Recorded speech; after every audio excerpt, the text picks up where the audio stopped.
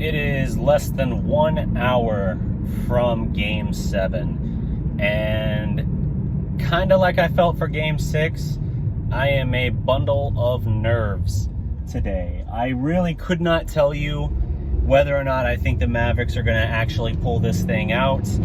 We have seen they've made good adjustments pretty much in every game this series. I know they lost 3 and 4, but I don't count 4 against them because of the state of Luka's health in that game. But it's interesting to me that with all the adjustments they've made, they have not found any answer whatsoever, and at times doesn't even look like they've really looked for an answer for how to get Kristaps Porzingis out of whatever isolated nook in the corner they and their offense have positioned him in. KP was a monster for Dallas last year in the 3 games he played, really the 2.25 games he got to actually play of that first series against the Clippers.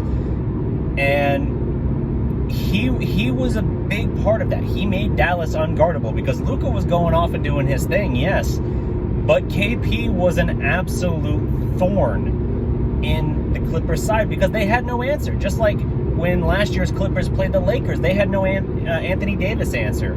So it's weird that KP still looks like he should be the kind of mold of a player that will give them fits. And the fact that the Clippers have not had Serge Ibaka, I think, is also huge. That's a big loss for them to not have a guy of that caliber. Not that he's necessarily who would check KP, but it's a front court guy that can stretch the floor a little bit and is a good defender.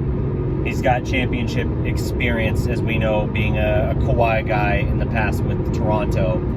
So, I don't know, man. It's anybody's game. I still think Dallas has to show it can get something out of KP. Like, there's a very real chance this is the last game KP plays for the Mavericks. If it craters like the last couple of games, the last 2 or 3 games have for him, I don't see a way in which Dallas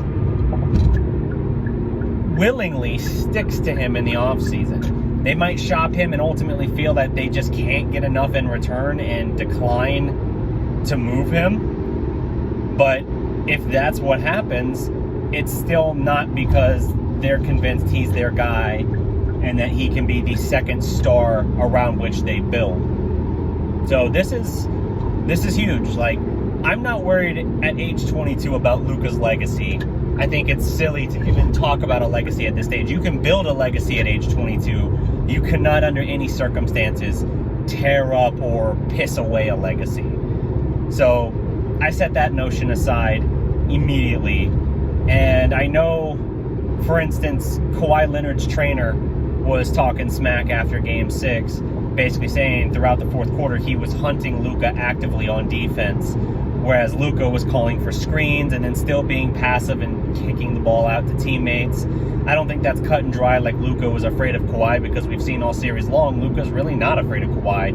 He's played great pretty much regardless of who's been on him. Rondo's had some success, but not enough that the Clippers are making that like a constant assignment. It's just like, all right, Rondo, for the time you're in there, try to pester him.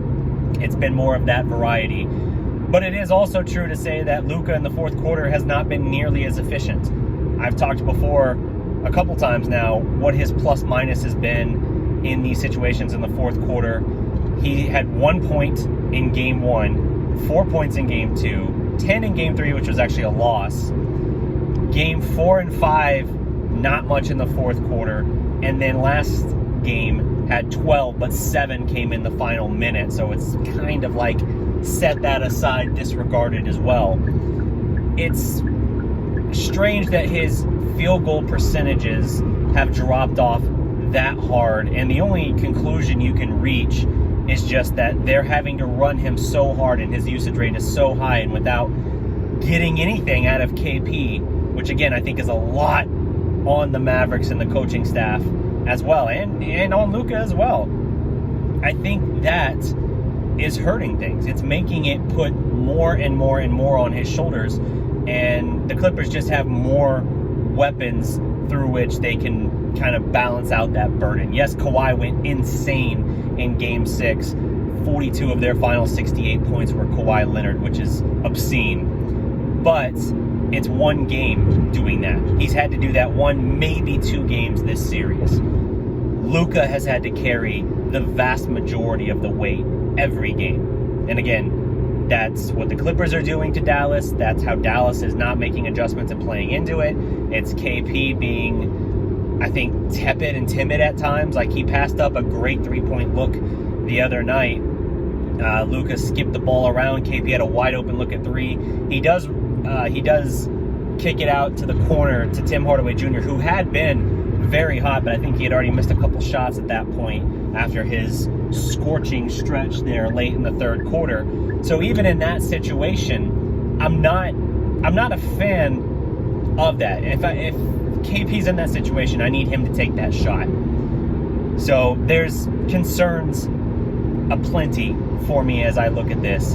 And Kawhi's trainer again talking about Luka passing out of it and how, like, oh, I'm not worried about the hype or anything like that at all. Kawhi won Finals MVP against LeBron at age 22. First of all, I didn't remember Kawhi was 22 when that happened because it felt like he'd already been around for a while, but I suppose that's possible.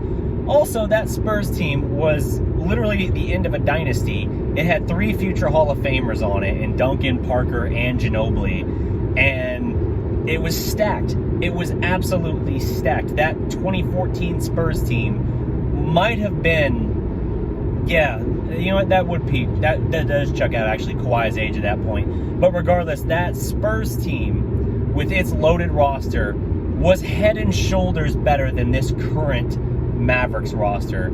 So it's amusing to me, this notion of, oh, well, look what Kawhi did. He won Finals MVP against LeBron at 22. Luka's in danger of getting bounced in the first round by Kawhi. Yeah, Kawhi's 32 years old and either at or at the, I don't know if he's his absolute peak right now, but he is so damn close to it that if he's already topped that hill, if that was that championship in Toronto, him topping that hill of his peak, he has stepped down just a hair in the time that has elapsed since then. Whereas Luka's age 22 now. Did Kawhi Leonard have to do everything and carry the workload that Luka does at age 22 while beating LeBron in the Heat in the finals? No, man, miss me with that nonsense. It's like, hey, it's cool to say, if you want to point out him going at Luka defensively and eating, by all means, that was alpha dog shit. He was absolutely taking over. But to try and then throw shade at Luka like he's overhyped or something because Kawhi had Duncan, Parker, and Ginobili, Kawhi's stepping out. Kawhi's coming out party was that finals. He wasn't what powered the Spurs all year long. He was a really good defensive utility player, and it was largely his defense on LeBron that got him that Finals MVP. Now, he was a weapon for them. He was a beast, but he was not Kawhi Leonard like we know Kawhi Leonard. Like now, like we know Kawhi Leonard. So it's funny to me, people that take that stance of, well, look what this guy did at this age. Yeah, it's impressive. It's also a different landscape. Like LeBron, age 22, what he did, taking that Cleveland team to the finals, incredible. He also only had like one legitimate team to go through. He still did it. Kudos to him. It's incredible. But I don't think that the East back then is hardly anything like we see with the West today. So, especially now, a West that includes LeBron and Kawhi. The only superstar I can think of who has left the West in the last couple of years, the only 2 are Harden and Durant. Everybody is stuck in the West, it feels like, as far as superstars in that regard. But I don't know, man. It's all a moot point anyway. It's off on a tangent. The point is, with Game 7, I could see this going either direction.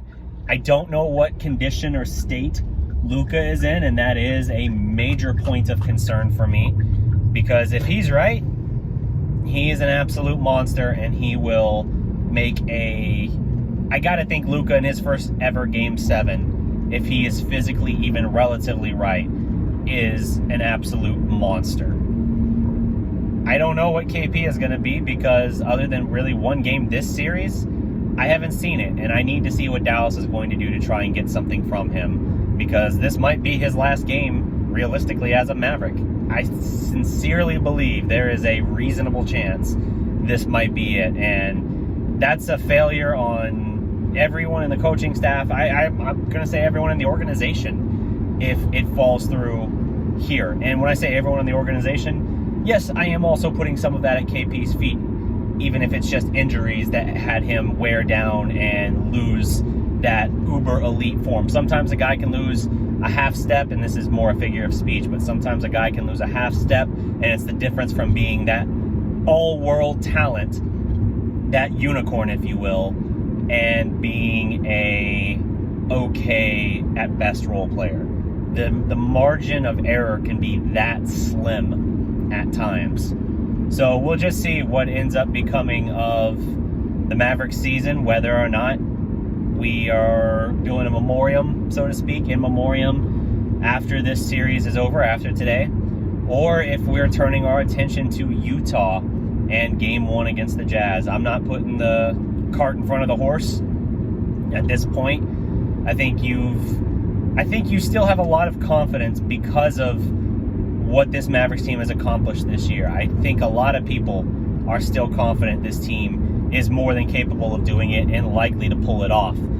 I think part of that, honestly, is you even see that like with the tickets, Bob Sturm. He's still very much looking even at Game 6 and basically saying, like, look what it took from Kawhi to outdo it. Luka didn't even have a good fourth quarter, and yet look what uber dialed in, historic kind of shit it took from Kawhi Leonard to barely survive.